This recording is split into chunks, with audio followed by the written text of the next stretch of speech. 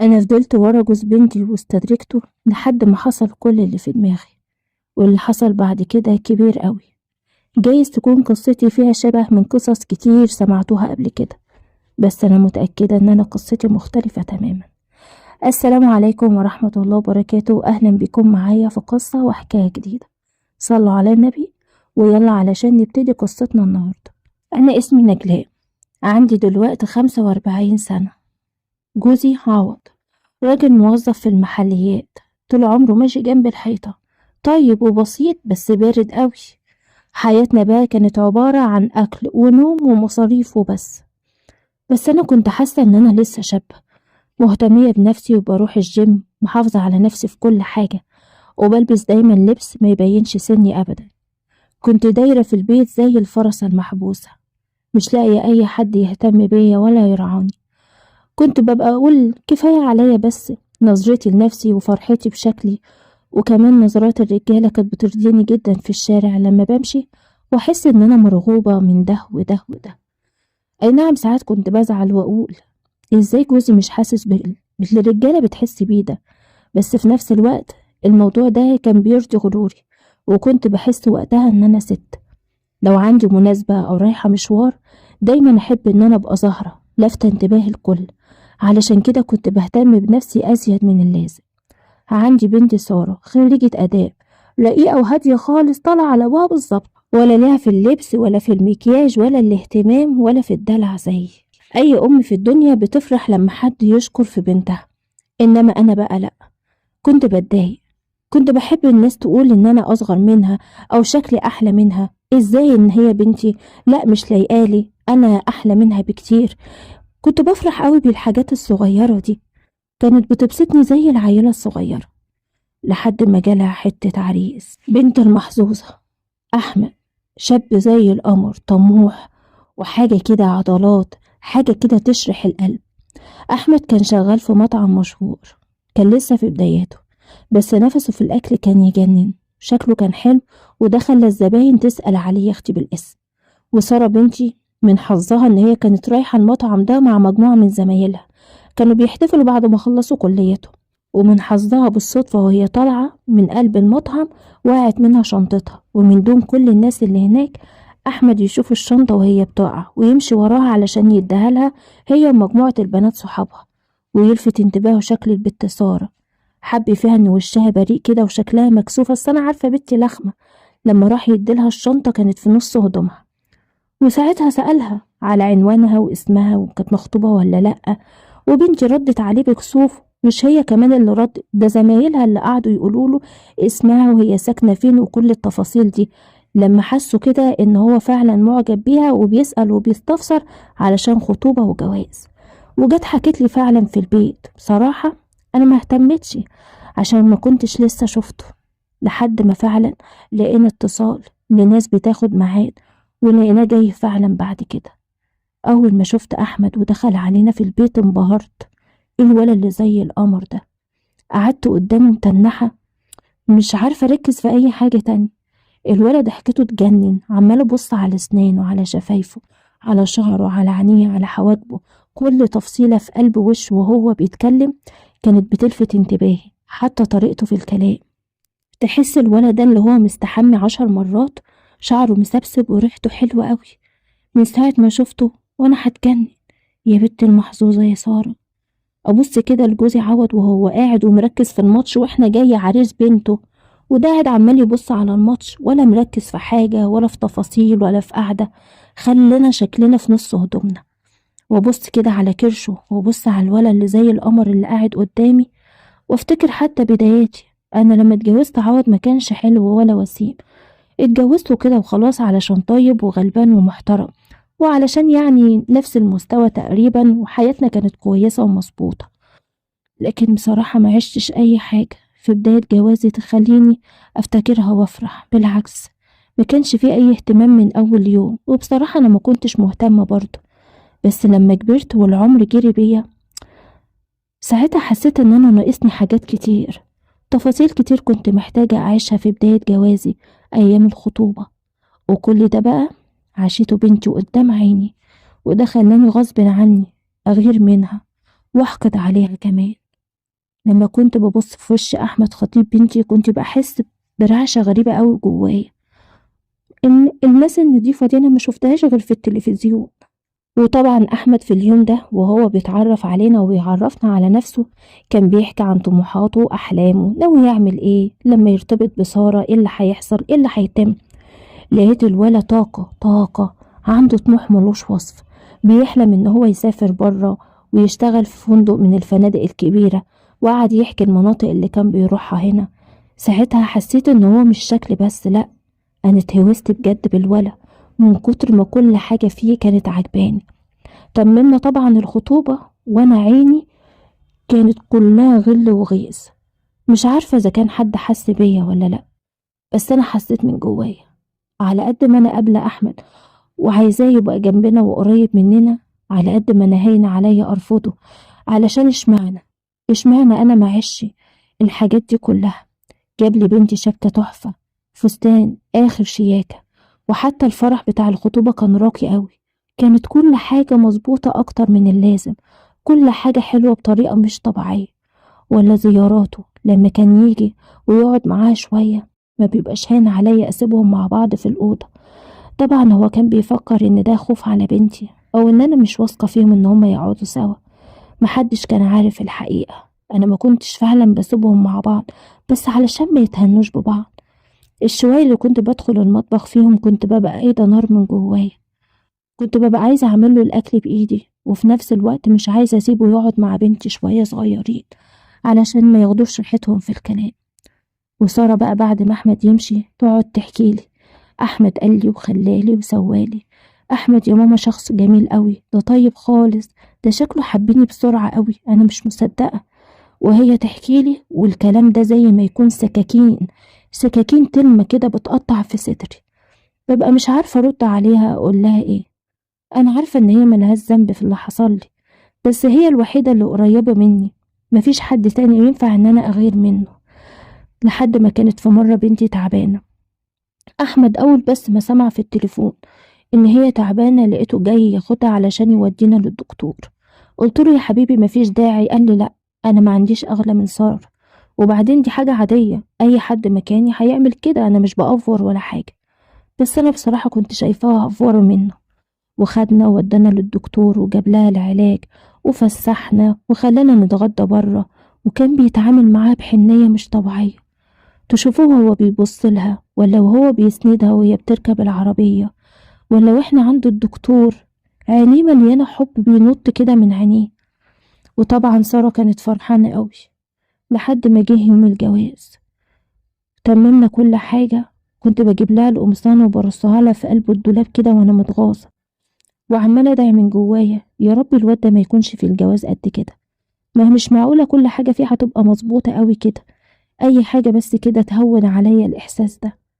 معرفش انا حبيته ولا ايه، يمكن انا كنت بمر مثلا بمراهقة متأخرة علشان ما عشتهاش في الوقت بتاعها، وما كانش فيه قدامي الا احمد، وعلشان كده انا حسيت الاحساس ده. بصراحة مش عارفة. المهم ليلة الدخلة قلت لازم اكون اشيك واحلى واحدة في الدنيا. لبست فستان شيك قوي وضيق، كنت شايفة نفسي برنسيسة وملكة، وكل ما حد ما يقول احنا مش مصدقين ان انت ام العروسة افرح قوي وابقى هين عليا ارقص من كتر الفرح. كان نفسي ان انا اخطف نظر احمد في اليوم ده، بس طبعا هو ما كانش مركز غير مع سارة، رغم ان سارة ما كانتش يعني لابسة فستان مغري ولا جسمها كان فيه حاجة مغرية، بس عينيه طول الفرح ما نزلتش من عليها، كان بيبص لها بصات نار، وانا النار دي كانت قايدة فيا وانا بتفرج. بعدين رجعت واقول ايه الهبل ده يا نجلاء، هو انت مستنية ان جوز بنتك يركز معاكي انت يوم فرحها؟ ده ازاي يعني؟ ده الولد بيموت فيها وبيعشقها. الصراحة هي كانت بتقول الكلام ده وعندها حق، كان باين في عينيه. بس انا من كتر هوسي بأحمد كان عندي طموح انا كمان ان هو في اليوم اللي زي ده يخلي باله مني او حتى يبصلي بصة اعجاب زي الرجالة اللي انا بشوفها وهي عينها هتاكلني. بس برضو ده ما حصلش. طبعا انا طول الفرح ما سبتهمش، والناس كلها مفكرة ان انا فرحانة ببنتي ومهتمية، وانا كنت لازقة لهم علشان اللي انا فهمته لكم ده. وبعد ما خلاص الفرح تم وكل حاجة خلصت. المفروض ان العريس والعروس هيروحوا. انا اول ما لقيتهم هيروحوا حسيت ان قلبي مولع نار. بجد بتمنى ان انا ابقى مكانها. احساس غصب عني، كل ده مش بايدي. فضلت اعيط واعيط والناس تهدي فيا، والعريس مش عارف يعمل ايه علشاني، ويا طنط والله انا مش هاخدها منك، ده هتفضل جنبك، واحضنها واعيط. والناس كلها مفكرة ان انا بعيط على فراق بنتي. محدش عارف الحقيقة غير انا وربنا طبعا وانتوا دلوقتي. انا كنت بعيط حزن عليه، حزن على الراجل الوحيد اللي انا حسيت احساس جوايا ان ناحيته عمري ما حسيته قبل كده. وابص لجوزي ان انا حتى اقضي ليله حلوه مثلا في اليوم اللي زي ده علشان اهون على نفسي وابرد ناري، بس مفيش. روحت من البيت وانا مش عايزه، خلاص مش عايزه اسيبهم. وصلتهم لحد باب الشقه بتاعتهم ومش عايزه امشي. لما احمد كان شويه وفعلا هيكرشني شويه وهيزعق، راح جاي بقى عوض مزعق لي زعقتين. جارية نجلاء مالك، ما تهدي شوية، هو انت اول واحدة تجوزي بنت؟ قلت له دي بنتي الوحيدة وانت عارف انا بحبها ومتعودة عليها قد ايه. يعني انا هروح النهاردة ومش هلاقيكي يا سارة وعيط. اخر ما زهق مني راح مزعق لي وراح قال لي يلا بينا بقى شكلنا وحش، بس سيب البنت تتهنى بعريسها، ده حاجة غريبة. وقعد يتأسف لأحمد ولسارة كمان. ومشينا. مشينا وانا كانت قلبي قايد نار كده، وبجد كنت هموت من كتر الغل والغيظ. واحنا في الطريق ومروحين قعدت اهدف نفسي واقول لنفسي كلام كتير، واقول لنفسي فوقي يا نجلاء، ده جوز بنتك، بنتك زي القمر هي كمان، وهي كمان من حقها تعيش الفرحة دي وتبقى مبسوطة وسعيدة. بس برضو مش عارفة. المهم روحت البيت ودخلت لبست قميص نوم، حطيت برفان نفاذ قوي، وقعدت مع الزفت عوض عايزة منه أي كلمة حلوة، أي حاجة من اللي أنا شفتها في الفرح من الناس اللي كانت بتبصلي وهتتجنن عليا. بس ده لقيته بيقولي أنا تعبان ومش قادر وعايز أنام، بقالنا كام يوم وإحنا مهلكين في الفرح. قلت له عوض النهاردة ليلة فرح بنتنا الوحيدة وإحنا قاعدين لوحدنا في الشقة، مفيش أي حاجة. لقيته راح لي والله العظيم ده انتي دماغ، وراح بايسني يختي في خدي ومطبطب عليا وداخل ينام. ما سابني ما أنا كنت هطرشق، حتى ما حاولش ان هو يقعد معايا في يوم زي ده، رغم ان انا كنت زعلانه قدامه وبعيط. طب اقعد معايا يا عم، من باب ان انت تغير مودي، من باب ان انت تحتوي الموقف اللي انا كنت فيه، اي حاجه. لكن ده ولا هو هنا، ونام وسابني وانا بجد كنت هموت. ولاني كنت فاضيه في الوقت ده وفي نفس الوقت تعبانه، قعدت افكر واتخيل يا ترى احمد وساره دلوقتي بيعملوا ايه، يا ترى احمد بيعمل مع ساره ايه بالظبط. وبقيت هموت كده واعرف. قعدت اتخيلهم لحد ما تعبت من كتر التخيل ونمت. وصحيت تاني يوم اتصلت على سارة علشان اطمن عليها. لقيت البت فرحانة قوي، كان باين على صوتها. اي نعم كانت مكسوفة عشان هي مش متعودة تتكلم معايا في اي حاجة من دي، بس انا حسيت ان هي فرحانة. حتى احمد كان فرحان، خد الموبايل وقعد يشكرني على الجوهرة اللي انا اديتها له. ما كانش مصدق نفسه ان هو لقى واحدة بالجمال والاخلاق دي. عنده حق، البت سارة بصراحة كانت محترمة أوي وطيبة وغلبانة. رحت لهم بعديها ب3 أيام، مرضتش أروح على طول، وطبعا عوض هو السبب. ولما رحت قعدت مع سارة وقعدت أسألها عملتي ايه وخليتي ايه وسويتي ايه، والبت برضو مرضتش تحكيلي. كل اللي قالتهولي إن هي حاسة إن هي فرحانة أوي، وإن هي ما كانتش تعرف إن الجواز لذيذ كده، وإن هي أسعد يوم في حياتها لما عرفت أحمد. وقالت لي يا ماما أحمد بيحبني وشايلني من على الأرض شيل، وبجد حنين قوي معايا. حنيته دي يا ماما في كل حاجة، حتى في الموضوع اللي انت عايزة تطمني عليه ده، هو حنين قوي ما تقلقيش. بيتعامل معايا بكل طيبة وحنية، وبصراحة مش متعب خالص. طبعا هي كانت بتقولي علشان تطمني عليها، بس انا برضو كنت بغير منها وده غصب عني. انا فهمتكم الموضوع بجد كان غصب عني. روحت اليوم وانا بقى خلاص انا عايزة اعمل اي حاجة. من كتر الكلام اللي هي قالتهولي حطيت في دماغي ان انا لازم اخد خطوة ناحية احمد. الموضوع قرب، هو بقى جوز بنتي، بنتقابل مع بعض كتير وبنقعد مع بعض اكتر، وانا لازم اعمل حاجة. المهم بعد ما خلاص عدى كام شهر من الجواز وانا بحاول مع الولا يختي بكل الطرق. ساعة لما اروح لهم اقلع هدومي والبس خفيف، ابقى حاطه مكياج، ابقى حاطه اللي حطاه، ابقى عامله في نفسي اللي ما يعمل، عينيه ما بتترفعش عليا، وبيبصلي ساعات باستغراب، وبحس ان عينيه بتهرب مني. ففي مرة ندهت عليه علشان اسأله على حاجة في الأكل بحكم ان هو شيف وطباخ وأكله ايه بقى تحفة. وانا واقفة كده في المطبخ حاولت كده ان انا اقرب منه، وكنت لابسة لبس قصير ولابسة يعني حاجة فتحة صدري وكده. اول ما بس لقاني بقرب منه وبميل عليه لقيته اتكهرب كده وراح راجع لورا وراح قايل لي مالك يا مسارة في حاجة؟ قلت له ايه يا ام ساره دي بذمتك الشكل ده؟ قال له يا ام ساره. قال لي خلاص هقول لك يا ماما. قلت له لا ما تقوليش يا ماما، قول لي يا نجلاء.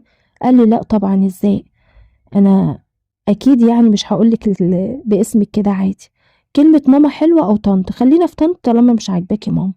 قلت له طنط اما تنططك بيني وبين نفسي طبعا. بعدين قلت له بسألك على حاجة في الأكل. قال لي يا ماما ده انتي أكلك زي الفل ونفسك لا يعلى عليه، انتي برضو اللي هتسأليني، وملص مني وطلع بره. وبعديها مفيش يا جماعة كام يوم لقيت سارة بتتصل علينا فرحانة وزعلانة في نفس الوقت. مالك يا بنتي؟ قالت لي إن أحمد جات له سفرية، الفندق اللي كان بيحلم بيه جاله فندق بره مصر خالص، وفي بلد يعني فلوسها حلوة قوي. قلت يعني انتي يا سارة يا بنتي هتاخدي كل حاجة حلوة كده؟ الولد طبعا كان فرحان وقال لها دي فرصة عمرنا، وانا اكيد مش هضيعها مني يا سارة. انا عارف طبعا ان احنا لسه متجوزين، بس انا لازم اسافر. وطبعا في الوقت ده ما كانش عايز ياخدها، وسارة كانت زعلانة بسبب كده. قلت اكيد ده عينيا انا اللي بوظت لهم الجوازة، بس الولد هيسافر ويسيبنا احنا الاتنين، انا بقى هقعد اعمل ايه؟ مش عارفة. فقلت لهم ان انا هاجي اقعد عندهم يومين وهسيب ابوها علشان زهقانه منه. قالت لي اتشرفي يا ماما. رحت، وكنت حاسه ان احمد مش على بعضه. الكلام ده كان قبل ما يسافر برضه بيومين 3، وهو طبعا مش عايز كده، عايز يقعد مع ساره لوحدهم، بس انا قلت ابدا انا لازم اكون موجوده. رحت على اعتبار بقى ان انا احاول معاه في اي حاجه. عملت له كوبايتين شاي كده ودخلت اقعد معاه شويه لما كانت البت ساره واقفه في المطبخ وبتغسل المواعين. وانا قاعده جنبه لقيت ساره تعبت، مش عارفه ايه التوقيت الغريب ده، ودخلنا علشان نشوفها مالها، لقيناها عماله ترجع وتعبانه، ورحنا واخدينها ورايحين للدكتور. ومن بختي ساره طلعت حامل. ساعتها الدكتور قال لها ان انتي تعبانه شويه ومحتاجه راحه وكده، علشان مش عارفه ايه في الرحم ولا في ظهرها ولا ايه. انا بصراحه ما كنتش مركزه معاها خالص. انا كل اللي قاهرني ان الوقت الوحيد ان انا ممكن استفرد بيه بالراجل ساره بنتي بوظتهولي. المهم لقيت بقى احمد. لو سمحت يا طنط نجلاء، انا عارف طبعا ان ساره بنتك وحبيبتك وبنتك الوحيده، بس انا هوصيكي عليها، انت عارفه ان انا لازم اسافر وما ينفعش ما اسافرش عشان ده حلمي، وبعدين كل حاجه هتبقى ليا انا وساره في الاخر. قلت له عايز ايه؟ قال لي عايزك يا اما تقعدي معاها يا اما تاخديها عندك. قلت له من عينيا يا حبيبي ولا يهمك حاجه، اكيد يعني هقعد معاها هاخدها عندي. فساعتها ساره قالت له انا مش عايزه اسيب بيتي ولا شقتي، انا بحب بيتي وشقتي قوي مش عايزه اطلع منهم. بصراحه عندها حق، شقتها كانت ترد الروح. قلت له خلاص ما تقلقش، عمك عوض اصلا انا ما فرقش معاه في حاجه. قال لي يا ستي عادي لما انا ابقى مش هنا خلي عم عوض يبقى معاكم برضه عشان ما تبقوش حريم لوحدكم. بس اهم حاجه يا طنط نجلاء ربنا يخليكي، ساره امانه في رقبتك لحد ما انا اشوف انا هعمل ايه.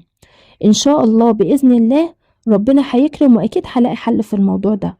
وقال لها ان هو مش هيبقى بيغيب عنها كتير، يعني كل 6 شهور هينزل لها اجازه علشان خاطر يشوفها وكده، عبال ما يشوفوا ايه الدنيا وايه اللي هيحصل بعد كده. سافر بقى مع عياط وشحتفة، وانا من جوايا كنت هموت انا كمان، بس طبعا كنت متماسكة على قد ما اقدر، ومعرفتش اعمل معاه اي حاجة لما سافر. كل اللي استكفيت بيه اللي انا كنت ببص عليه لما كان يبقى قاعد جنب بنتي، كنت بحس برضه بفرحة وسعادة. علشان كده بقول لكم الموضوع مش موضوع شهوة وبس، لا، انا حاسة ان انا فعلا كنت بحبه. عارفين خطفة القلب اللي بتحصل لما تشوفي حد انت بتحبيه، او لما يبقى بعيد عنك، او لما كان بيقعد مع نجلاء؟ هو ده الاحساس اللي انا كنت بحسه ناحيته، كنت بحبه بجد، مع اني كنت راسمة إن الفترة بتاعت تعب سارة دي هتبقى في صالحي جدا، لأن الدكتور كان محذره إن في الشهور الأولانية لازم لها راحة وكده، فأكيد يعني هو كان هيبقى تعبان زي أي راجل في الدنيا، وساعتها كنت ممكن إن أنا أقرب منه. بس المشكلة إن أحمد ما كانش بيبصلي حتى كست، مش مثلا كحاجة وحشة، هو ما كانش شايفني خالص ولا كان واخد باله مني زي بقية الناس اللي حوالين مني. وسافر أحمد كان كل شوية بيكلم سارة في التليفون، وأنا كنت أعمل أي حجة علشان أقف جنبها وأبص عليه، أتفرج عليه وهو بيكلمها فيديو أو أسمع صوته لو كان بيكلمها تليفون. وكنت دايما أخد الموبايل منها علشان أكلمه. كنت بحس إن أحمد مش عايز يتكلم معايا، يمكن كان واصل له أي حاجة من الحاجات اللي أنا بحسها، مش عارفة بصراحة. بس أنا أصلا ما اتجرأتش عليه غير مرتين، وفي المرتين هو صدني وسابني. المهم، عدت فترة الحمل تقريبا، وفعلا سارة كانت تعبانة وعلى طول مجهدة وعلى طول محتاجة اللي حد يساعدها، وهو كان دايما بيكلمها، وأنا زي ما قلتلكم أقعد أتفرج عليهم وبس، خصوصا لما أشوفه وهو بيكلمها بقى وهو واخد راحته ومش واخد باله إن أنا قاعدة جنبها. ما كنتش ببين نفسي في الكاميرا علشان أركز عليه على قد ما أقدر. كان زي القمر ابن اللذينة. ولما جت خلاص الوقت بتاع الولادة وسارة كانت تعبانة قوي، ساعتها أحمد نزل لها مخصوص علشان يحضر الولادة، وأنا طبعا كنت عايزاه يجي وكنت فرحانة. عوض قعد يقول له يا ابني خليك عندك احنا معاها اهو، بس سارة طبعا كانت عايزاه يحضر معاها أول ولادة وأول خلفة وأول مرة أصلا تدخل أوضة عمليات. فهو قال لها يا حبيبتي من غير ما تقولي أيا كان اللي بيقولوه، أنا كده كده لازم أكون موجود معاكي، لازم أشوف ابني أو بنتي وهما بيتولدوا، ولازم أحضر معاكي كل حاجة، ما تخافيش. وفعلا جه. طبعا سارة كانت تعبانة إنما أنا ما كنتش تعبانة. رحت الكوافير وظبطت نفسي على الشعرة، وقلت يا بنتي يا نجلاء دي فرصتك الوحيدة، خصوصا إن عوض مشى وقال لي إن هو هيقعد بقى كام يوم علشان هو اتخنق، عشان هو بيحب دايما يقعد براحته ياكل ويشرب قدام التلفزيون ويربي في كرشه، علشان كده مشى. وأنا قلت بس هو ده الوقت المناسب. أصلا أحمد جه على الولادة على طول، ربنا كرمها وقامت بالسلامة وجابت ولد زي القمر. وأحمد كان طاير طير كده لما عرف إن هي جابت ولد. هو كنا عارفين إن هو هيكون ولد، بس أحمد ما بيصدقش في الحاجات دي، وقال إن فيه دكاترة كتير يعني ساعات بيغلطوا. المهم، أول يوم روحنا فيه بعد ما خلاص هي قامت بالسلام، هي كانت تعبانة بقى ونايمة، والولا في أول الولادة كده العيال التلات أيام الأولانيين أو حتى الأسبوع الأولاني ويبقوا نايمين. قلت بس دي فرصتك الوحيدة، لازم دلوقتي، الوقت مناسب، الولا بقاله فترة مسافر وتعبان، لازم يحس بيا ويعرف الإحساس اللي جواه ناحيته. بصيت عليه لقيته قاعد في الصالة وبيتفرج على اللابتوب بتاعه، بس كان بيشتغل يعني حاجات تبع الشغل بتاعه. فرحت عامله له فنجان قهوة وطلعت علشان اديهوله. حاولت امسك ايده بس هو اتاخد كده وراح قال لي في ايه مالك، في حاجة؟ قلت له لا مفيش حاجة، وقعدت جنبه اتفرج عليه وهو بيشتغل. كنت ببص في كل تفصيلة في جسمه، وطبعا شكلي كان باين وملفت قوي. ساعتها وقعد يقول لي مالك يا طنط نجلاء، في ايه؟ قلت له ماليش، اصل انا تعبانه. قال لي الف سلامه عليكي، بس كان بيكلمني من تحت الضرس. تعبانه مالك؟ مش شكلك تعبانه يعني، شكلك بتفكري في حاجه. قلت له الصراحه انا تعبانه، تعبانه بيك انت يا احمد.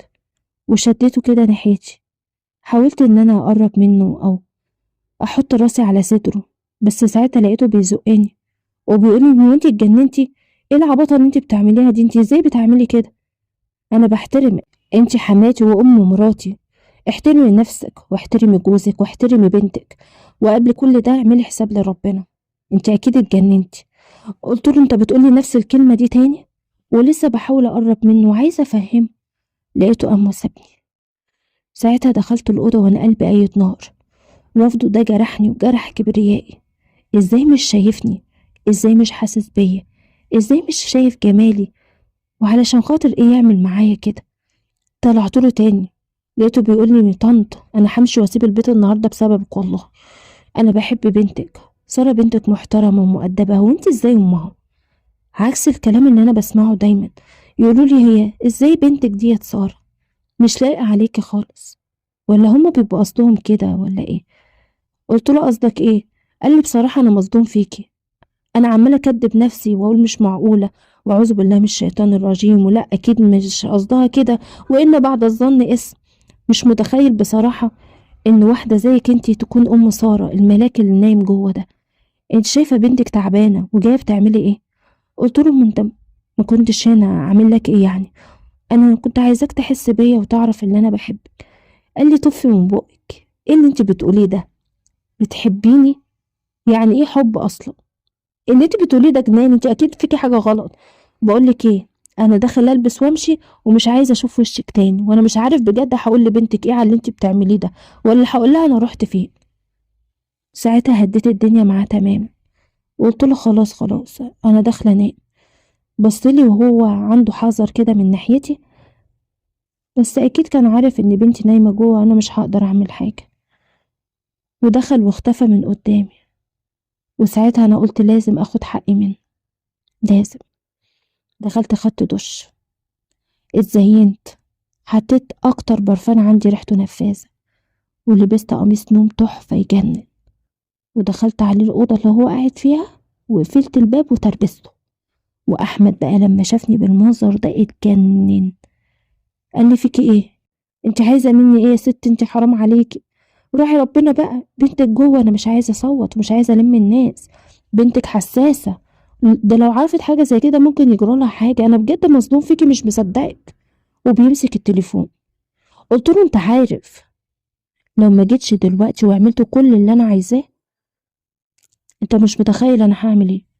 انا هقول ان انت كنت بتجري ورايا وكنت بتكلمني وكنت عايزني، ومحدش هيصدق، كله هيصدقنا. انت حر.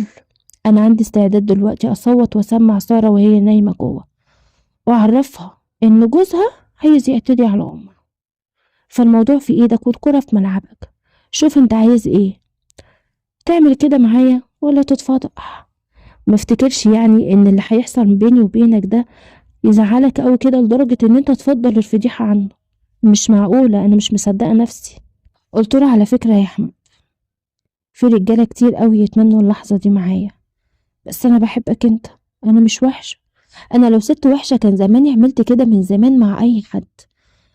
عوض سايبني من سنين السنين، من وقت ما اتجوزنا ما عشتش لحظة حلوة معاه، بس انا عايزاك انت وبحبك انت. قعد يبص في الارض ويقول لي انا هتجنن، ومسك راسه كان بجد هيعيط. قلت له انا قلت لك اللي فيها وانت حر. ورحت نايمة على السرير، وسبته 5 دقايق يفكر. لقيته مش بيتجاوب معايا خالص، والموضوع هيبوظ مني. ساعتها بقى استخدمت أسلحتي الخاصة زي أي ست. قمت له وقربت منه واتجرأت عليه، وبدأت أنا، وقعدت أحايل فيه يجي 10 دقايق، لحد ما غصب عنه انهار زي أي راجل. أي راجل واحدة ست قدامه في وضع زي ده وعملت له اللي أنا كنت بعمله كان لازم يعمل كده. وحصل ما بيني أنا وهو أول مرة علاقة كاملة. وبعدها فتحت الباب والترباس، وبعدها على طول أحمد سافر. سارة لما فاقت وبدأت إن هي تركز، أحمد ساعتها قال لها إن هو عنده مشكلة كبيرة أوي في الشغل ولازم يسافر عشانها. بس راسها وقعد يحضنها ويعيط إن هو هيسيبها في توقيت زي ده، وقال لها صدقيني ده كان غصب عني. سارة قالت له مش مهم، أهم حاجة إن أنت وقفت معايا. أي نعم أنا كنت عايزاك تبقى معايا الفترة دي، بس خلاص روح يا حبيبي، شغلك أولى وأهم. أنا الوحيدة اللي كنت حاسة بيه وقتها. أحمد كان بيعيط من الكسر اللي هو اتكسرها، من إحساس إن هو راجل خان مراته الست اللي هو بيحبها. اللحظة ديت أنا إحساسي بيه كان مختلف ومتغير. حسيت إن أنا ورطته في حاجة فعلا كبيرة بالنسبة له. ما حسيتش بلذة ولا بمتعة، رغم إن أنا كنت مبسوطة جدا لما كنت في حضنه. بس بعدها حسيت أنا كمان بنفس الكسرة اللي هو حس بيها. مجرد شكله قدامي وهو مكسور خلاني أتضايق من نفسي واندم، بس طبعا هو ما يعرفش تفكيري ده. وساعتها سافر. وبعدها مفيش يا دوبك بنتي بس ربعانت، لقيت أحمد بيكلمها في التليفون وبيقول لها لازم تظبط نفسها علشان هو خلاص قرر إن هي تسافر له. أنا اتجننت بقى، تسافر له يعني ايه؟ يعني انا هخسر بنتي وحفيدي وهو مرة واحدة؟ بقيت هتجنن. حاولت ان انا اتواصل معاه، حاولت ان انا اكلمه، بعتله رسالة وقلتله خلاص انا غلطانة، حقك عليا، ده مش هيتكرر تاني. بس طبعا ما كانش بيرد عليا خالص. حاولت في مرة ان انا احرجه وهو بيكلم سارة، وخدت الموبايل منها قفل السكة، وساعتها فهمها ان هو متضايق مني. ولما سارة سألته ليه، قال لها بصراحة مامتك اسلوبها مش بيعجبني، وانا مش عايزها تربي لي ابني، وحاول طبعا يقول لها حجج واعذار تانية. وساعتها بعت لي رسالة وقال لي فيها لو كانت سارة مش بالرقة اللي هي فيها دي وتستحمل، والله لكنت حكيت لها. انا مش قادر ابص في عينين مراتي اللي انا بحبها بسببك. انا بدعي عليكي ليل نهار. انا اي نعم مش قادر اسامح نفسي لان انا برضو غلطان، وبجد الفضيحة كانت اهون من الاحساس اللي انا حاسس بيه دلوقتي. بس انا مش هسمح لك تدمري بيتي وحياتي ومستقبلي. انا مش عايزك يبقى ليكي علاقة خالص بينا، فاهمة ولا لا؟ ساعتها انا اتكسفت من نفسي قوي، وقعدت الوم نفسي كتير ومش عارفة ليه بجد. مركزتش كده قبل ما ده يحصل. ليه كان لازم اقع معاه في الغلط ده علشان افوق لنفسي؟ حزنت. ولما سارة بنتي سافرت حسيت ان انا بجد بحبها، وزعلت من نفسي وقلت هو انا كنت بغير منها ليه؟ دي بنتي حتة مني، المفروض كنت افرح لها، او على الاقل احس ان هي عوض ربنا. افرح ان هي ما عاشتش نفس اللي انا عشته. انا اكيد مش ام، خصوصا ان سارة دي بنتي الوحيدة. ازاي عملت معايا كده؟ قعدت أنب نفسي كتير، حاولت أصالحهم كتير جدا، بس لأ. أحمد كان قاطع العلاقة تماما، لأنه بجد اتضايق مني وندم على اللي هو عمله، وما كانش عنده أي استعداد إن هو يكرر ده. علشان كده قطع معانا نهائي. 5 سنين عدوا من حياتي وسارة بعيدة عني. مش عارفة حتى أشوفها، مش عارفة أشوف حفيدي.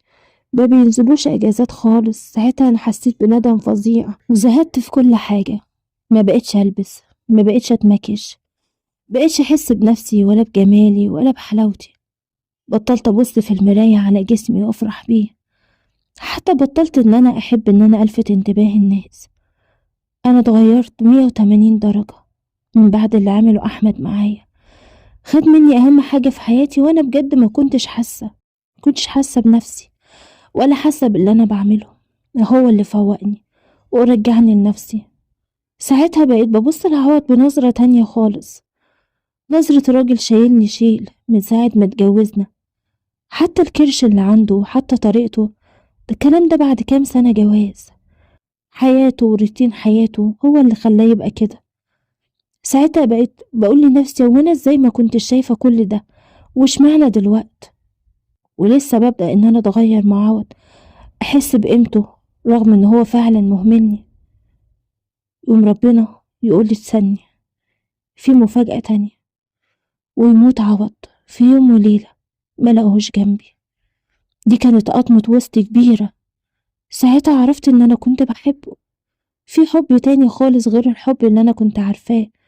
حب العشرة والسنين اللي عدت بينا وهو معايا في كل حاجة، في تعبي، في ولادتي، كان شايلني في كل شيء. قلت لنفسي اخسى عليك يا بنتي يا نجلاء، وانتي ازاي وحشة قوي كده؟ ازاي ما كنتش شايفة كل ده في الراجل؟ وبعد موته اتوضيت وصليت تقريبا لأول مرة من سنين، من أيام ما كنت صغيرة. وطبعا سارة جت وجابت معاها حفيدي، وأحمد جه. بس كان جاي وهو حاطط في دماغه إن هو هيعمل أي حاجة علشان يكسر وسط فيها. بس اتفاجئ بيا لما سارة جت. لقيتني لابسة عباية، لابسة خمار، ماسكة سبحة في إيدي. هما ما يعرفوش عني ده. بنتي لما شافتني عينيها كانت، رغم من موت أبوها، كانت عينيها فرحانة. ولقيتها بتقولي أنا مش مصدقة يا ماما، انتي اتغيرتي قوي. بصيت لأحمد وكنت عايزة أشكره. نظرتي ليه كان فيها شكر وامتنان كبير، رغم الخسارة اللي أنا خسرتها. بس أنا يمكن كسبت نفسي، لأن من اليوم ده وأنا قررت قرارات كتيرة قوي. بدأت أطلع فلوس لله عن نفسي وعن بنتي علشان ربنا يغفر لي ويسامحني. بقيت أصلي واستغفر كتير قيام ليل ما بقتش أسيبه أبدا ولا صلاة فجر، وكل مرة كنت ببكي وبندم وبعيط من قلبي بحرقة على اللي أنا عملته، لأن بجد اللي أنا عملته مع أحمد كبير قوي، بس أنا ما خدتش بالي بجد. كنت تايهة، كنت مجنونة على رأي أحمد لما قال لي أنت فعلا مجنونة، أنت أكيد مش طبيعية. هو عنده حق، أنا فعلا مجنونة، علشان اللي يعمل كده أكيد مش طبيعي. كفاية بس حفيدي لما جه شفته قدام مني، ولما بس ايدي وقال لي ازيك يا تيتا حسيت بفرحة مش طبيعية. حضنت سارة حضن الأم بقى، مش حضن الست المجنونة اللي كانت عايشة معاها. بقيت فرحانة وسعيدة، وبقى جوايا رضا، وبقى جوايا إحساس عمري ما حسيته قبل كده بالطمأنينة، رغم الذنب الكبير اللي أنا عملته واللي لغاية دلوقتي ندمانة عليه. بس كان جوايا إحساس واتبدل بقى إحساس تاني أنا مش قادرة أوصفه. يمكن الإحساس ده حاجة من عند ربنا علشان يطمني أو يقولي أنا سامحتك أو أنا غفرتلك أو أي حاجة. ولغاية دلوقتي أنا ممتنة لأحمد جوز بنتي، لأن هو بجد اللي فوقني من اللي أنا فيه. تخيلوا لو أحمد ده كان بطبيعته إنسان مش كويس أو إنسان شهواني وكمل معايا في اللي أنا كنت فيه، أكيد أنا ما كنتش هبقى دلوقتي كده. أكيد الموقف بالنسبة لي كان هيبقى مختلف تماما، لكن باللي هو عمله ده علشان هو فعلا إنسان أصله كويس، وعلشان هو بطبيعته مش خاين، ولأنه فعلا بيحب بنتي وبيخاف ربنا، هو فعلا اللي فوقني وخلاني نجلاء دلوقتي. نجلاء اللي مستنية إن أنا أقابل ربنا وإن هو يسامحني بس على الذنب اللي أنا عملته، وحياتي كلها اختلفت واتغيرت، وبحمد ربنا إن أحمد عمل كده. ودي كانت قصتي، ممكن تاخدوا منها عظة وعبرة لو انتي ست أو حتى بنت وشايفة نفس اللي أنا شايفاه. خلي بالك، علشان اللي هتلاقيه جنب ربنا بجد أجمل بكتير قوي من أي لذة شهوة ولا نومة ولا إحساس انت متخيلة إن هو هيخليكي تملكوا الدنيا باللي فيها، لأن بجد هتتعبي بعديها. وإلا كان زماني انبسطت بعد اللي حصل بيني وبين أحمد، لكن الموضوع كله كان لحظة وانتهت، والباقي كله كان تعب ومرار. بترحم دلوقتي على عوض وبطلب منه إن هو يسامحني. أنا مش عارفة هقابله ازاي، ومش عارفة هو هيبقى عارف اللي أنا عملته ده في الآخرة ولا لأ، لأنه بجد كان ونعم الرجالة، وأنا دلوقتي بس عرفت قيمته. ودي كانت قصتي، ودي كانت حكايتي، ولحد هنا بتكون انتهت قصتنا. لو كملت القصة ما تنساش تشاركنا برأيك تحت أسفل التعليقات، لأنه أكيد بيهمني. اشترك في القناة وفعل زر الجرس علشان يوصلك مني كل جديد، وياريت لو تعمل شير لأصحابك وحبايبك علشان هما كمان يتابعوا معانا قصتنا النهاردة. سلام عليكم.